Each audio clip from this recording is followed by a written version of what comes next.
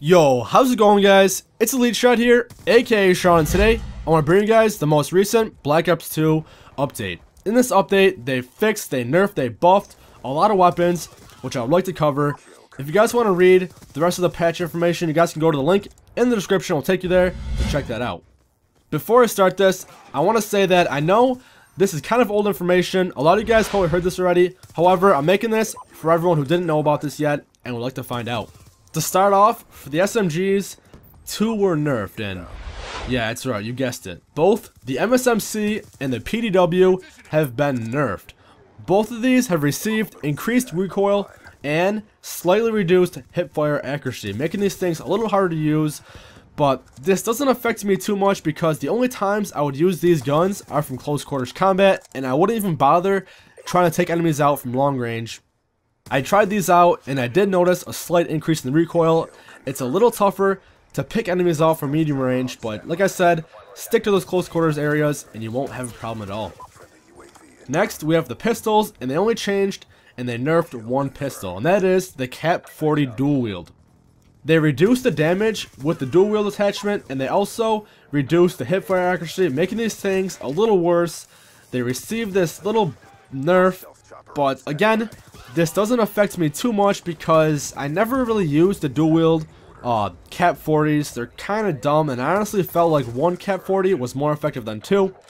But if some of you guys did use them, you should notice a decrease in the damage and the effectiveness of killing people at close range. Next, for the attachments, all they did was they changed the millimeter scanner. Cold-blooded now renders enemies almost completely invisible to the MMS. So, if you're using MMS, you won't be able to see enemies using cold-blooded that easy.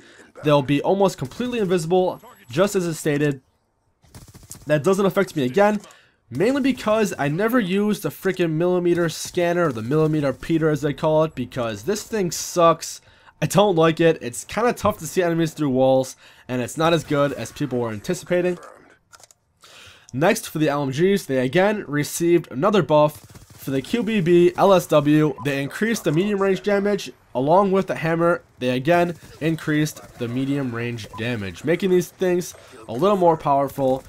And I never really use LMGs that much because they're slow, they're fat, they're bulky, they're dumb. I don't like them. That's my opinion.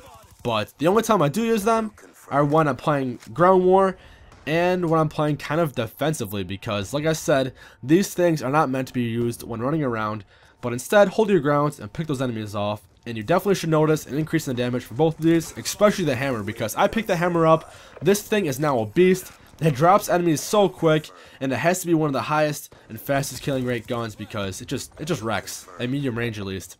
Next, we have the assault rifles, and for this category, they changed, they buffed, they nerfed a lot. Starting with the FAL and the SMR, both with the select fire attachment. When using this, the damage is now reduced when going full auto. That's kind of depressing because I actually started to like using the FAL and the MSR with select fire and full auto. It was super good, super effective, though they kind of were a bit overpowered, so I understand why they did this. But I bet this is going to upset a lot of people because I've seen this combination used a lot, and you definitely won't see it being used as much anymore, because I know I won't.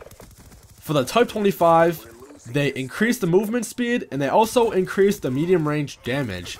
I feel like this is almost an unnecessary buff because before this, the Type 25 was good enough. It had great damage, great fire rate, being able to drop enemies quick, and it also had pretty decent movement speed, so I don't see why they did this. However, I'm not going to complain. I'm just going to use it more often now because it is a lot better. I tried it out. It's awesome. You guys got to try it out if you haven't already. Next, for the SCAR, they increased the long range damage. I never use a SCAR, and I don't think I ever will because this gun is so awkward. It feels like a freaking LMG. It's slow. It reloads slow. I don't like it, and the fire rate is slow too. Just a bad gun. I don't know if you guys want to try it out, but if you did, you'll notice an increase in long range damage. Lastly, for the assault rifles is the SWAT 556, and again, they increased the long range damage. Now for the shotguns, they only updated or buffed one of them, and that is the M12-16. They increased the medium range damage. I, again, don't feel like this was that needed of a buff because this shotgun, all shotguns in general, are meant to be used at close range. So giving it increased medium range damage isn't too necessary, but I'm not going to complain because it's making it better. And I guess Treyarch's doing these things from both feedback they hear and from what they feel, so I won't complain. Next, for the sniper rifles, they buffed the ballista with iron sight. They gave it reduced idle sway. And it's kind of sad that I never even used the ballista with an iron sight. I seen in the trailer, I'm sure you guys seen too, how the guy got that like quad feed or something with it, with the iron sight. Everyone's like, wow, sweet, they're bringing back the World of War scopes. Nope, only for that one gun. I never got it, and I don't think I ever will. I mean, I'm sure I will sometime, but I'm not rushing for it because it's not that great. I feel like snipers are meant to have scopes, but it is kind of fun having with the iron sight, I guess. But that's that. Lastly, they fixed a few zombie issues. They fixed some things on Die Rise, and they also fixed some things on Green Run. And they also fixed the network and connectivity issues, making zombies a little better in that aspect. Alright guys, that's all the gameplay rebalancing. I hope you guys enjoyed the video. If you did, please leave a like. That helps me out so much. It shows you guys support, and I really appreciate that.